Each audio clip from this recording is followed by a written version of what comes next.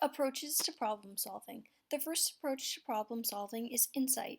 Insight involves just having a flash of understanding or a flash of a solution to a problem. All a man needs is an idea, and I've got an idea.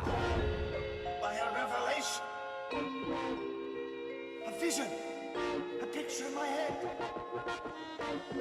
Light bulb.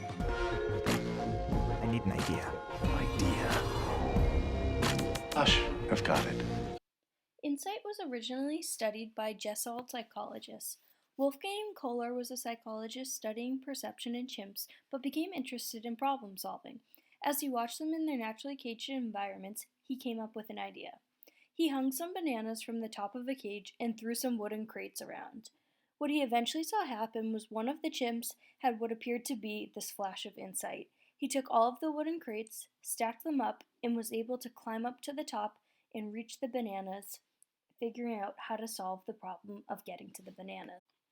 Insight problems are a little bit tricky because there's no real way to determine how we get that flash of insight. It's not something that we have a lot of control over. There's a lot happening in the background that we don't even realize we're approaching the solution to a problem, and then suddenly it just flashes and it's there. The second approach to problem solving is trial and error. In Weisberg's trial and error study, the task was to construct 4 equilateral triangles with 6 matches.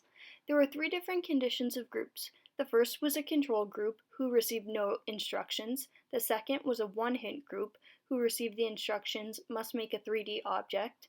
And the third was a two-hint group who received the instructions must make a 3D period. What they found was the control group took considerably longer. In the control group, nobody solved it.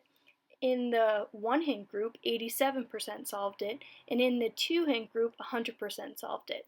However, it's important to note that in the one-hint group, it still took them over 3 minutes to go through the trial and error process to solve the problem. The third approach to problem solving is analogy. Analogy involves using processes from a previously solved problem to solve a new problem.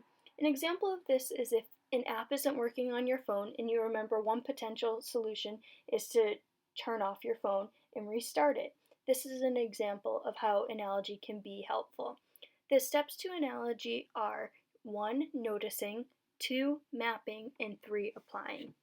And those are the 3 approaches to problem solving.